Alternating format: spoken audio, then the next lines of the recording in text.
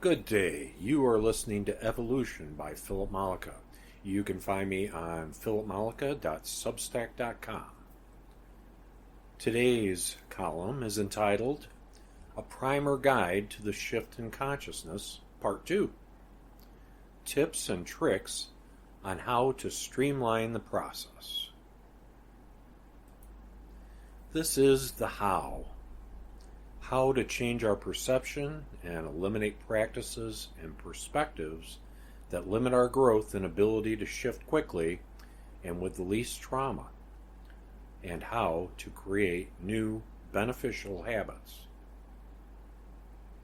No doubt if you are reading this, you are curious about this phenomenon I am calling the shift in consciousness, or perhaps you've already begun noticing the changes in yourself and are looking for answers to questions you have only begun to form.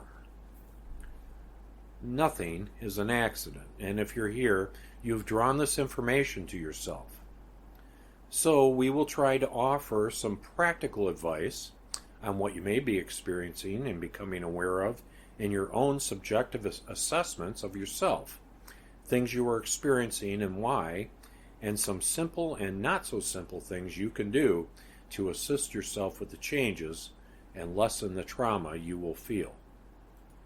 The more we operate cleanly, the more centered and open we become, the more we will be able to work in conjunction with our essence to widen our awareness and shift with the minimum possible trauma. But don't be fooled. Changes of this magnitude are always uncomfortable. In no particular order, here are some things I have picked up over the years that will be helpful. I have found them to be helpful. Many of these overlap and many are related. Don't worry about getting it all right away. There is no right and wrong way to do this. It's all about you. It takes time and practice to sort out and move past the things we have gathered in our lifetimes up to now. It's a matter of recognizing old patterns and creating new habits. You are rewiring your brain and creating new code in your software. Approach this playfully, and you will have a much better time of it.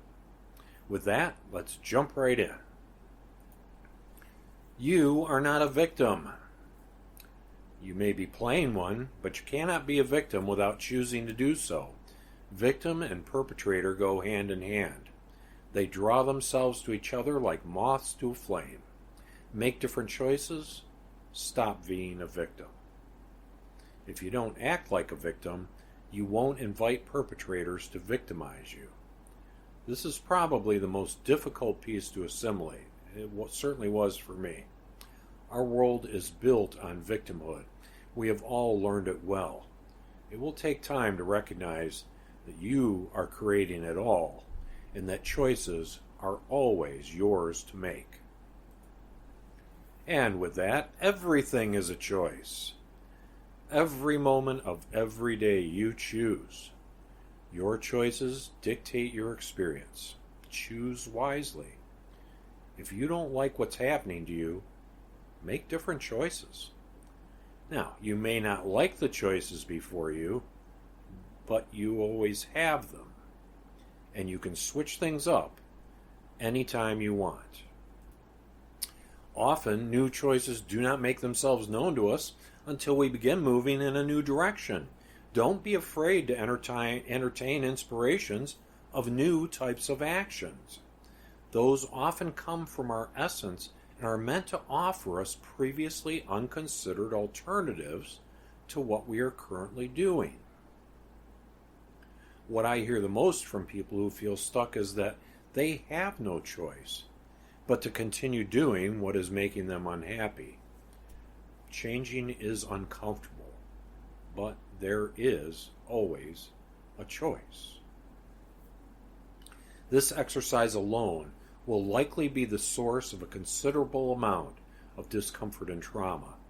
No one said it was going to be easy, but I will be the first to tell you that the shifting work will be worth it.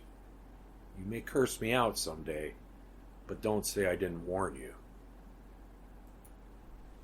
Free yourself from limiting constructs. Recognize your belief systems. Constructs are the stories we have been taught and tell ourselves about what is possible and what we are capable of and how everything works. Constructs are the reasons for. They are the reasons we do what we do. We have been conditioned since birth and throughout the history of humanity to accept and internalize various limiting belief systems. Some of these belief systems were inherent in the design of our physical reality and our amnesia for that phase of our existence. Some of them were taught and reinforced as means to control us. Religious and political belief systems and constructs are still forcefully endorsed as guidelines for how we are to think and act. Their power over us is waning, and we can hasten the loosening of their control over us and our actions by recognizing them for what they are and, again, making different choices. The shift will assist us by our recognition that we are creating our own version of reality and not subject to the collective belief system if we no longer choose to be. People will still be able to have their traditional life experience, but we will operate in different zones of reality that buffer us from each other and those systems of beliefs, allowing us to do and accomplish things previously thought impossible. Again, this is a place you have been conditioned and indoctrinated. Plus, your own experiences and common sense will seem to bear out the truth and facts of our world and our reality. This makes it particularly tricky to accept things that you don't yet know experientially. A great deal of this will be a matter of trust and faith. Those particular attributes are in short supply these days, and you have no reason to believe me. All I can tell you is that the more you do in this direction, the more you will show yourself, the more you will convince yourself, until such a time that you no longer entertain any doubt at all, because you will be experiencing the shift for yourself. There is assistance in this from all of consciousness, from your essence, and from the shift itself. There will be undeniable truths that will make themselves known to us when we are ready. But if we don't ease up on what we think we know for sure and allow for the possibilities, we won't see them even if they are right in front of us. Next, recognize that you are an infinite, energetic being. If you think you only live once, you may become afraid that your choices will cause you to miss the only chance you have at satisfaction and happiness. You have very likely had hundreds, if not thousands, of lives on Earth. Relax. This isn't your one shot, and you cannot screw it up. We each have overall intentions for exploration and experience. What we don't get this time, we'll get another time. But if you are here now, you are here to have this experience in the time of shifting.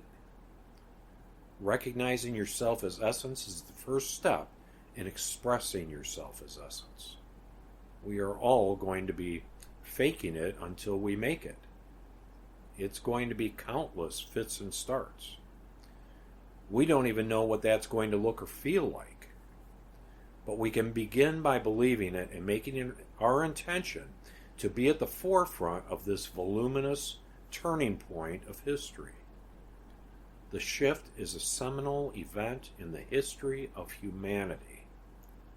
We need to go easy on ourselves and just keep plugging forward. As such, afterlife is a misnomer. Our essence is who we are. These lives that we're living right now are the one-off. They are focuses of attention, projections of energy. We are powerful beings. Next, know that you are creating all of your reality.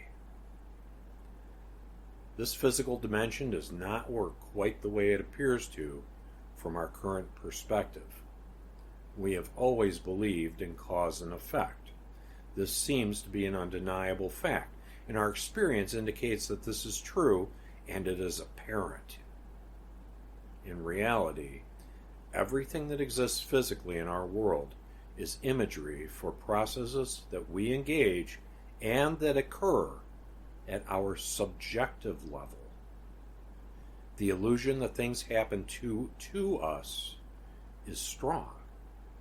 It was meant to be undeniable so that we could have a pure, unadulterated experience of separation and individuality. In truth, we project and reflect energy back to ourselves using our perception, which we then recognize with our physical senses. And this is how we create our reality. Eventually, when fully shifted, we will learn how to better utilize this mechanism to consciously create whatever we desire. Instant manifestation is where we are going with this, and it will appear to be no less than magic or sorcery in practice. However, it is what we have always done. But now we will be aware of what we are doing as we do it. Next, our environment is our creative palette. We will learn that the people and circumstances we encounter are all by design. Nothing happens accidentally. There is no such thing as a chance encounter. Life is a rich tapestry that can lead from one satisfying success and accomplishment to the next once we learn to utilize the playing pieces. Our lives are a huge equation, constantly changing, but always solvable for our desired outcome. If we always place our intention on one side of the equation, then we can juggle and rearrange all the variables on the other until we accomplish what we want. This is an art. It requires intuition, patience, trust, and wit.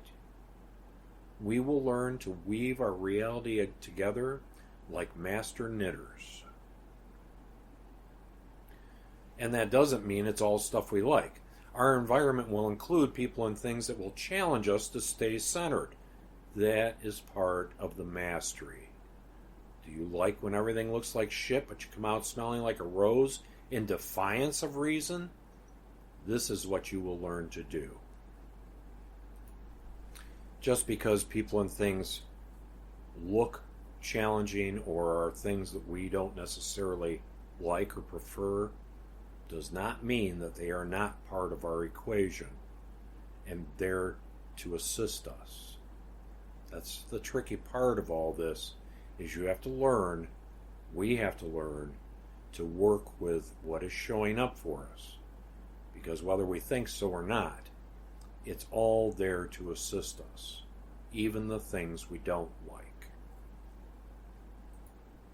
Next, recognize your body consciousness. Now, when essence enjoins a physical focus, a life, it projects energy into a physical manifestation that we know as our body, which springs from the physical material of our planet. This is our body consciousness, and it is created with the cooperation of the earth itself, which itself is consciously aware. The body consciousness works in tandem with our subjective awareness to facilitate these experiences which we call our lives. The atoms and molecules that make up our bodies are aware also and react to the direction of our minds and thoughts. We, as essence, project energy through the physical atoms and molecules to create the body consciousness, and together create what we view as our physical existence. Our subjective awareness, our objective awareness, and our body consciousness all work together in tandem and all at our direction. This is very likely the source of the idea of the Trinity from religious texts. Three seemingly separate parts of quote-unquote God, but all one. Next, the source of disease is held energy. The body was designed to flow energy, not hold it. Energy is meant to flow through us like the torus. Holding energy in anger, frustration, shame, sadness, or any other number of emotions causes manifestations of illness in the physical body consciousness. Expressing energy one way or another stops the harmful process of it being held.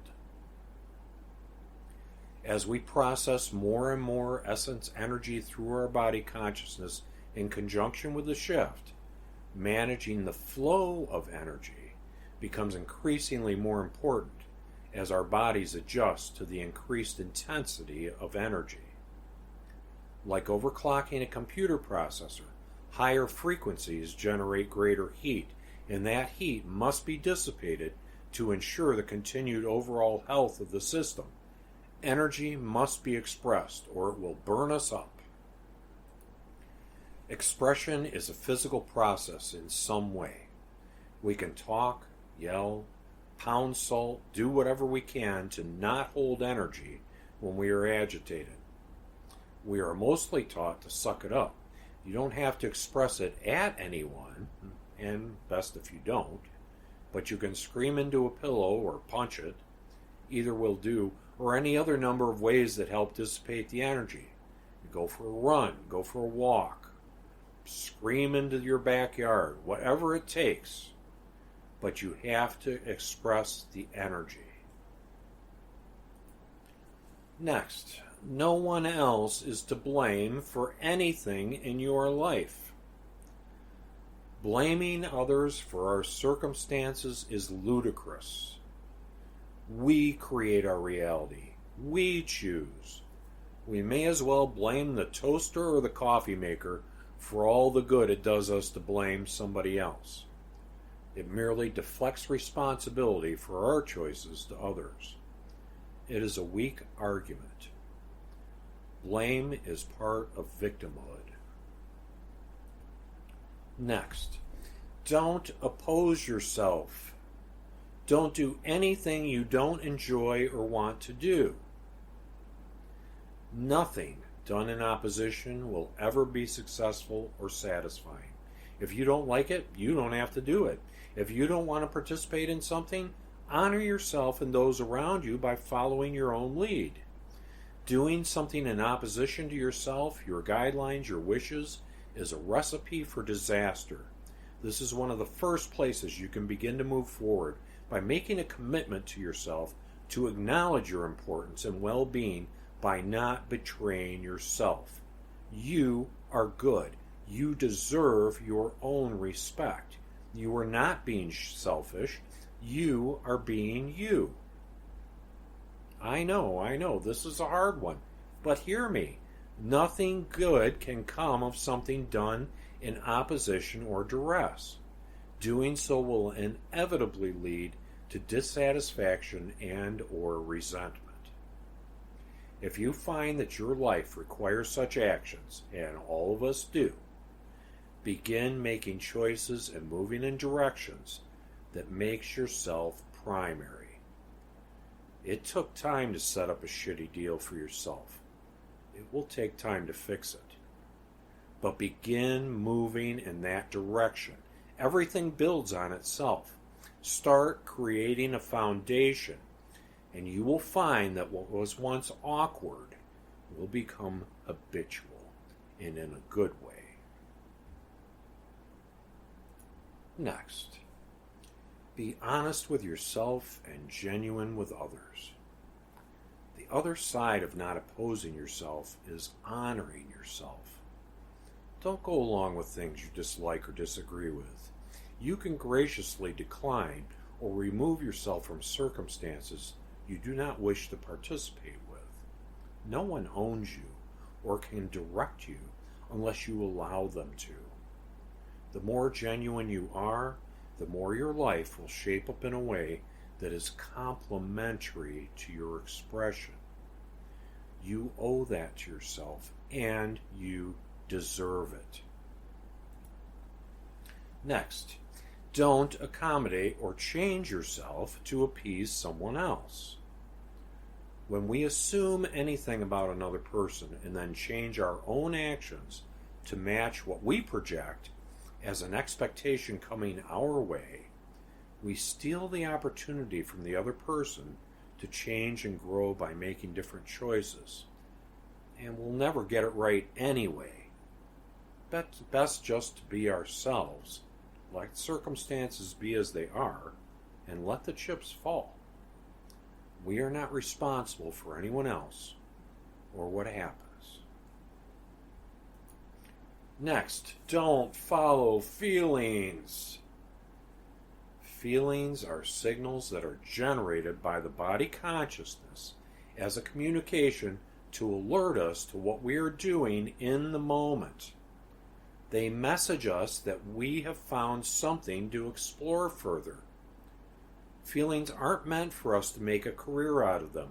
They are directing us to go inside ourselves and discover what in us has been touched on by something that happens to us or that we experience.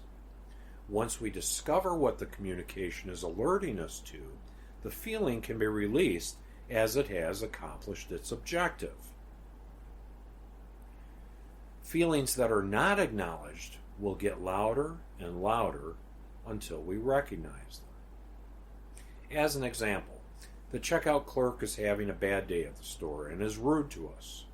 If we believe we do not deserve to be treated well, we may personalize. If we believe we do not deserve to be treated well, we may personalize and internalize the rude treatment. We may be rude in return. We may go out to our car and cry in the parking lot. We may get angry. We may go home and be angry at a family member. Rather than recognizing the rightness of ourselves and our expression, we may blame ourselves for being treated rudely.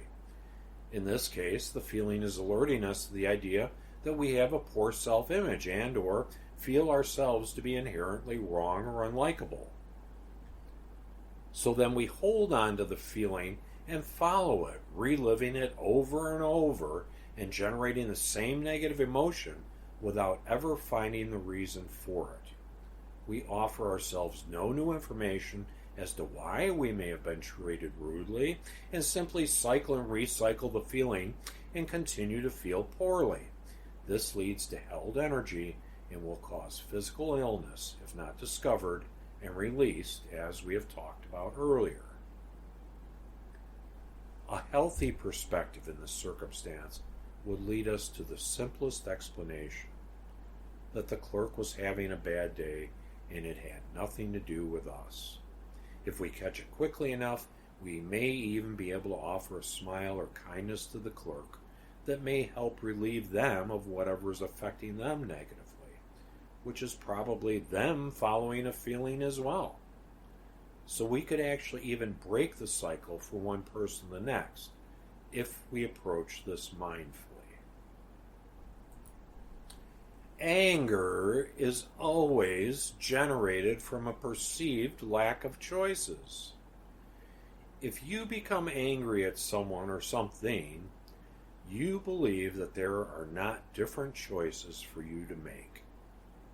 Since that is never the case, use anger and frustration as an indication that you were not considering other choices, and explore what those might be.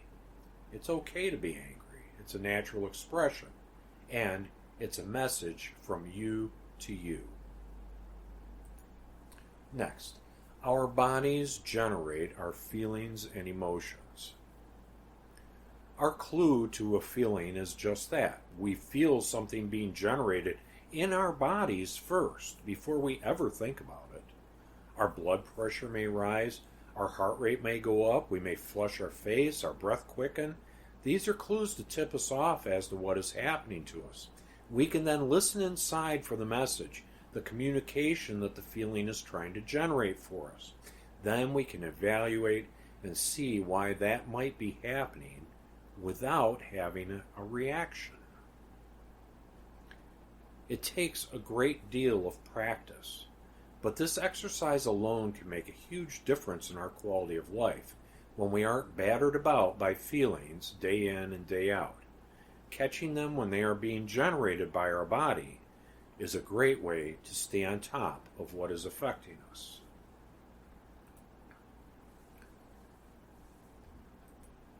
Next, recognize the difference between a reaction and a response. A reaction is a knee-jerk.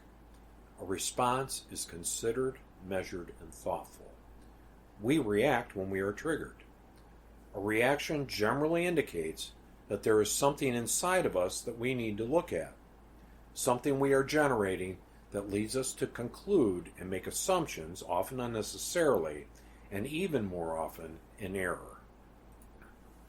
Unexplored and unhealed trauma can cause us to form perspectives that look for reasons to react, even when there is no intent to hurt us.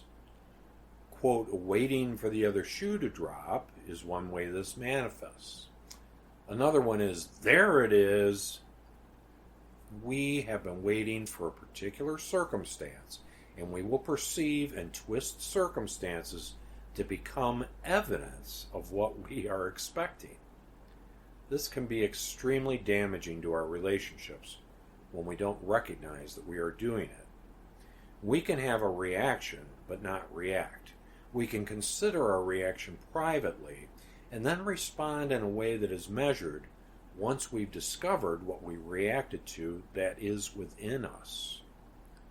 Again, no one can make us feel bad. We do that to ourselves. This takes a great deal of practice and self-examination, but it pays tremendous dividends to our overall health and well-being once we master this. Even when something is done to provoke a reaction from us, if we are centered in ourselves, we can recognize the ploy and make other choices. Next, don't personalize things. It's never about you. It may seem to be about you, but nonetheless, you are a placard. You're an NPC for someone else's experience. Even when it is about you, it's not. It's about the other person, and you don't owe anyone anything. Don't get caught in that trap. That doesn't mean that you are incapable of acting like an asshole, but at the end of the day, you are not responsible for someone else's choices or feelings. Just like no one can make you feel a certain way, you can't do that to someone else. It's always a choice. Next, honor your own guidelines, opinions, and preferences, but understand they are yours and yours alone. These are the rules for ourselves and how we live and conduct our lives. Guidelines, opinions, preferences. Everyone is different. There is no right and wrong. There are differences between you and everyone else. This is as it should be. Now, we can learn to coexist, particularly since we will be able to operate as we see fit and only participate in things that we choose to. Make your choices for yourself as you see fit, but don't expect anyone else to share your enthusiasm. Guidelines have been manipulated for all of history to polarize groups of people. Have your guidelines, but avoid being grouped up by them. Even when you feel strongly about something, remaining neutral holds you above the fray. And with that, remain neutral. Don't take sides.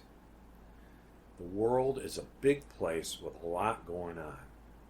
We are buffeted about every day with propagandist, sensationalized news. It's not to inform you. It is designed to, number one, grab your attention, and number two, to polarize people. Quote unquote, news is only news if it generates a reaction. Oh, there's that word again. If it isn't highlighting or generating conflict, it won't draw attention. Sure, there are people doing things you do and don't like. It is natural to support what you like and oppose what you don't. But guess what? Everyone is doing the best they can. Everyone thinks they are right. Everyone thinks they are doing good. And yes, there are people who are just selfish jerks and don't give a shit about other people. But by and large, somehow, some way, they think they are good and doing right as well. We place people in positions of authority over us and then get mad when they make the best choice they think they can make based on the information they have. We expect these same people to have answers that no one has, like they're superhuman. When something happens or is being considered, news generates conflict around it. And the next thing we know, the issue becomes the conflict, not the original problem. We wonder why nothing seems to get accomplished, but what we aren't understanding is that we force people into either or cages all the time, which effectively hamstrings their ability to make nuanced decisions.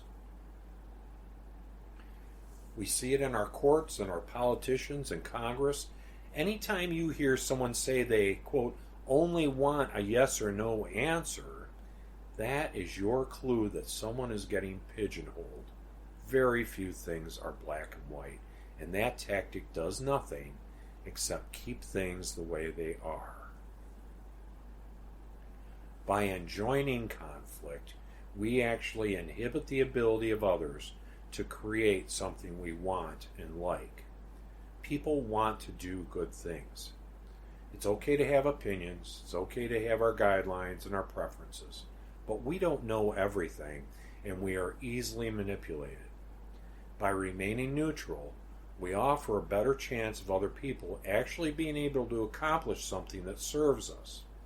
And we encourage others to not be afraid and angry when we express calm in our own interactions. On a wider scale, this can have a tremendous effect on the collective consciousness. We ripple out and affect things we never even see. We can be responsible with our own energy. Next, you are your own authority. We have been taught and learned to defer to authority figures, whether they are our parents, teachers, ministers, government, law enforcement, spouses, ad nauseum. We do not know how to make ourselves primary. This is something we must learn to do. We have been drilled with the idea that making ourselves primary means that we are being selfish or self-centered.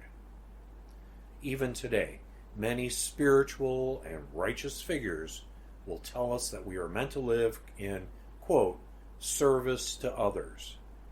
I find this type of direction irritating and misleading. It's more of the same kind of disregard of the self and deference to others that we have always been manipulated with. This is what I tell people.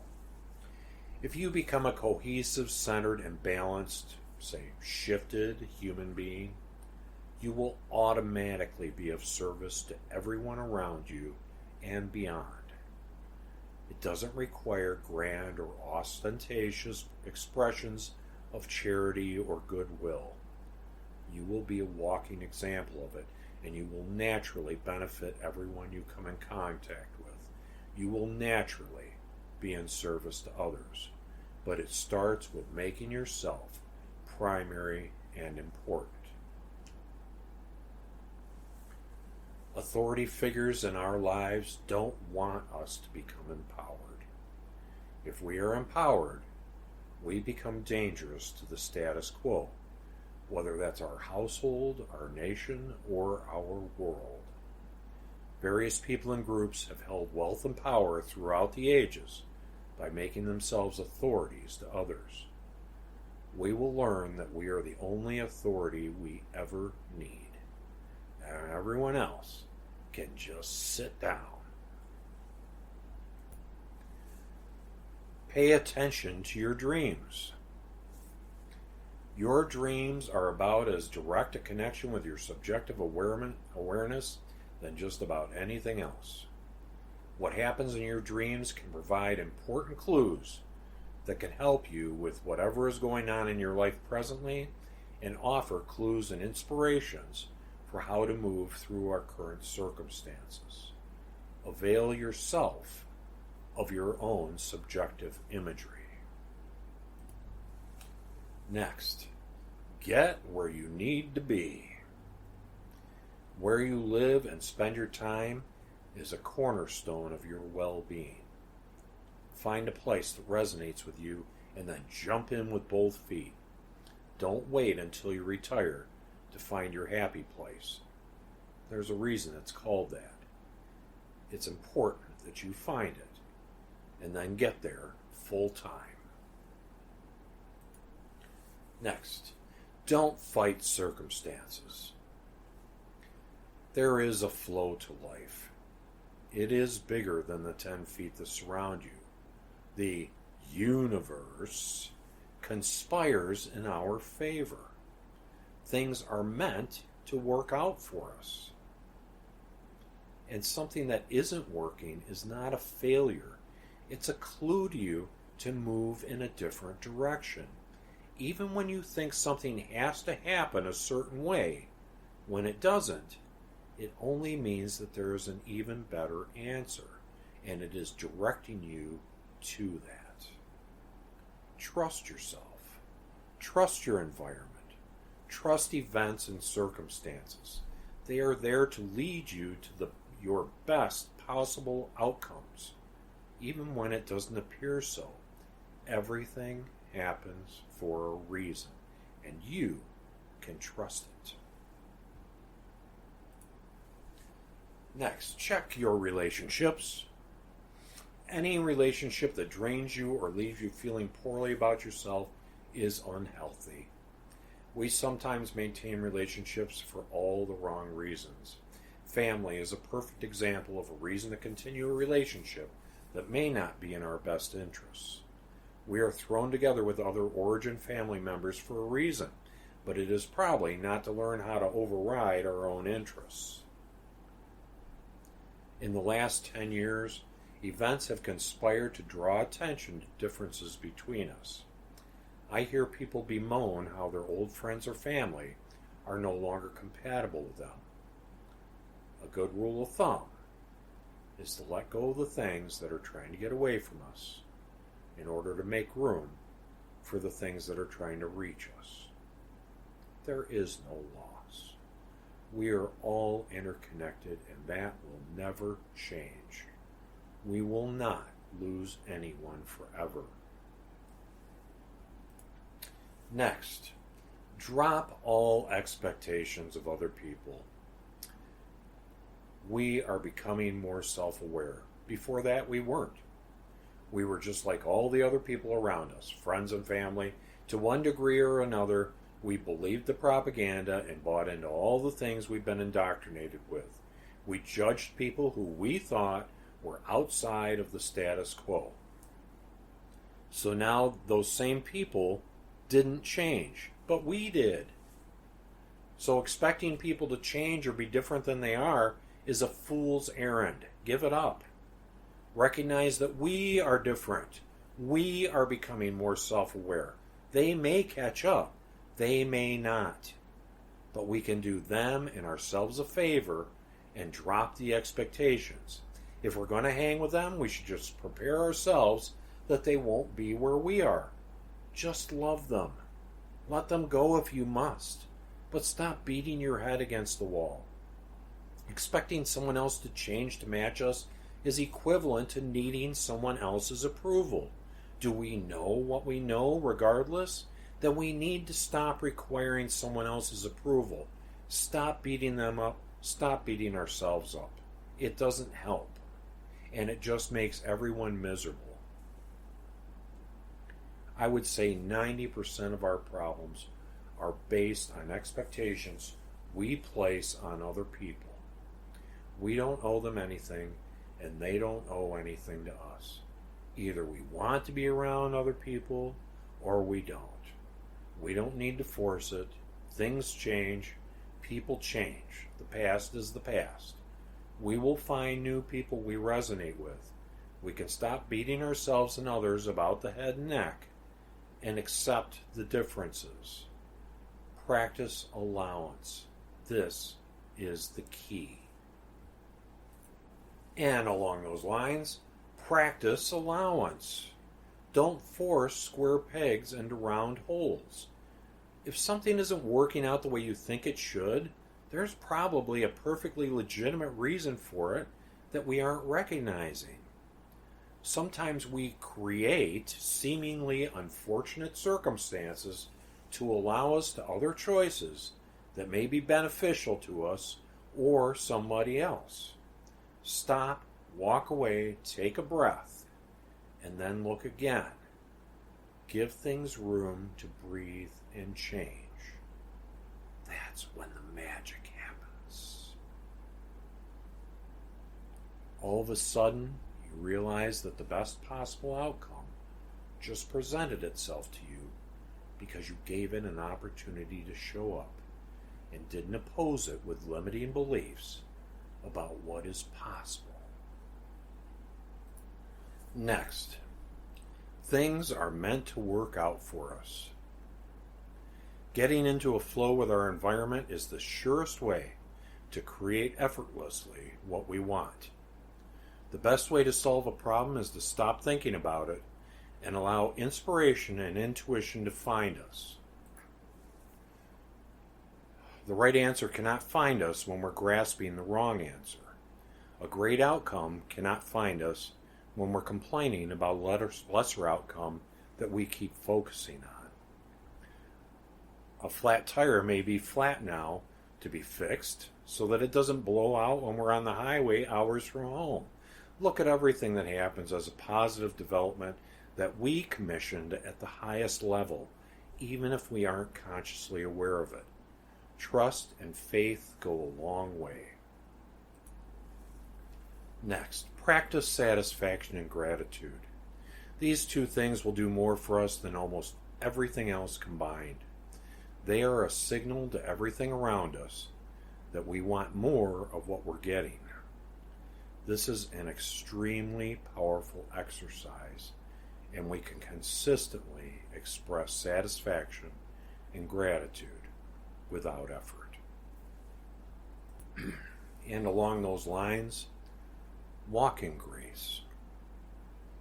Grace is an attribute that, like satisfaction and gratitude, place us at an operating level that cannot be topped. Graciousness is akin to godliness. We are born in grace. We only unlearn it as we go.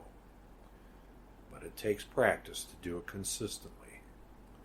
Make it a priority and watch the floodgates open for us. Next, sometimes we have to figure out what we're not to figure out what we are. Your past is exactly that, past. We only know what we know when we know it. We don't want to blame ourselves for not knowing something we didn't know. And sometimes we must try things and become things and inhabit roles in order to see that they are not who or what we are.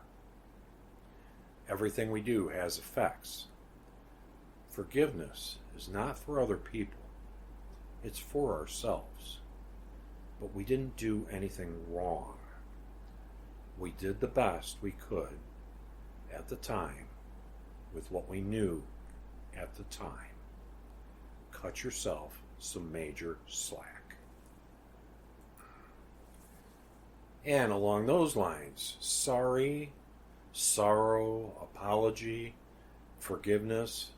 These are all a mixed bag. Don't spend too much time worrying about other people. The cleaner you get, the more self-aware, the more centered you are, the more naturally you will do what's best for you. And at the same time, do what's best for everyone around you. Everyone has their own essence to help them. You are not responsible for their choices. You can do your best to make things right with people you feel you have wronged. But it's a one-shot deal, and that's where your responsibility ends. People who are perpetual victims need a perpetual perpetrator. Don't take on that role for anyone. Next, listen to your intuition. Ideas, inspirations, intuition are all comparable to text messaging with your essence and other energies. We have information sent to us all the time. Learn to recognize it and utilize it. Next, get in the flow.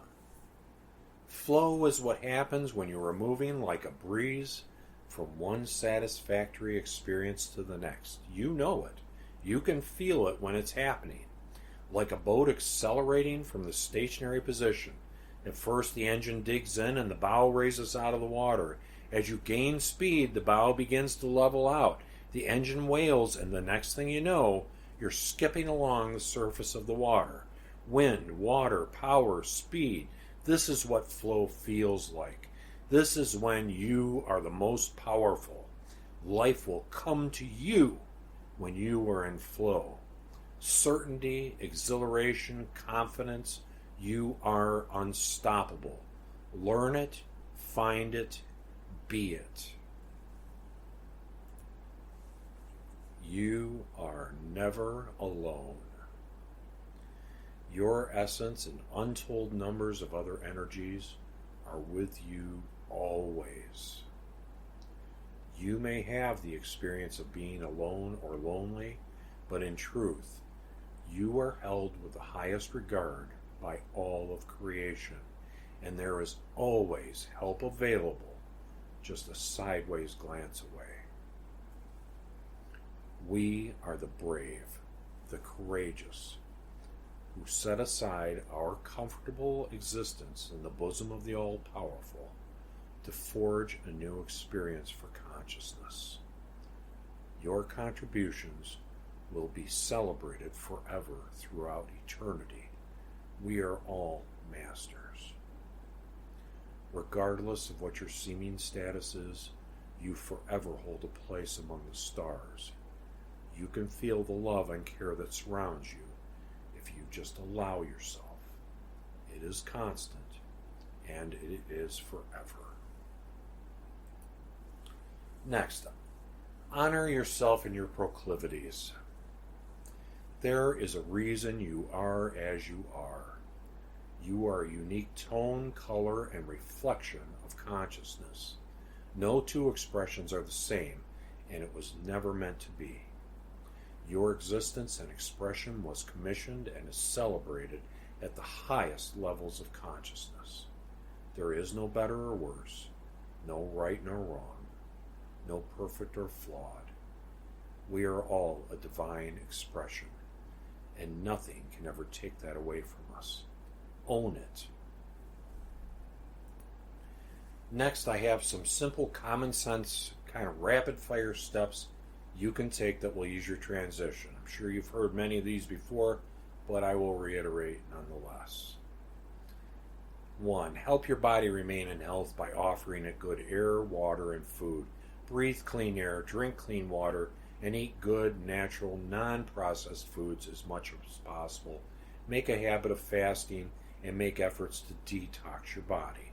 Supplements and apple cider vinegar can help you do this. 2. Do things that give you satisfaction, fulfillment, and happiness. Make yourself primary and treat yourself with love and care.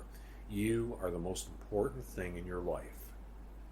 3. Don't compromise, acquiesce, or defer to anyone or anything else. No one is better or more important than you. 4. Don't jade. Jade. Justify, argue, defend, or explain yourself. It places you in a poor position, and it is unnecessary. It never works out. Just do what you do, make the choices you make without apology. No one else gets to keep your score, and you don't owe anyone anything. 5. Seek healthy relationships with people who have your best interests and are genuinely complementary to yourself. 6. Question everything. Everything is changing, so don't rely on old, outdated data. Start fresh every time, even if you've seen or done it 100 times. This time might be different, especially now in this time frame of the shift. 7. Practice acceptance. Everyone gets to have the experience they want in the way they want. If you want that for yourself, offer the same courtesy to others. And 8. Meditate. Quieting your mind is one of the best things you can do for yourself right now. There is a great deal of background communication occurring at this time between yourself, your essence, your other focuses, and other non-physical energies. Meditation is a fast and simple way to open yourself to these messages, inspirations, and intuitions. You don't have to become a monk, but set some time for yourself each day to become quiet and listened. You will be shocked what's waiting for you. And now to wrap this up. This is all worth being excited about. Being shifted won't be utopia, but it will be considerably better than what we've been doing. Pay attention to every little detail. They're all important right now, and they're all clues. Talk to yourself. You are listening. As Laurie Anderson says, paradise is exactly like where you are right now, only much, much better. Thank you for joining me on this ride. I can buy my own coffee, but if you want to support me and or find these columns useful, these audios, you have my sincere gratitude. I don't write for money. I write because I can't not do it. But accepting generous donations and support is good too. It is a symbol of your appreciation for these columns, and I will accept it graciously. Besides that, what you can do is like this column if you like it on Substack or wherever you're listening to it, and throw me a comment on anything that comes to mind. Many people read these, but not very many people expose themselves. That's okay too, but it is nice to hear from people. Much love to all of you, and see you next time.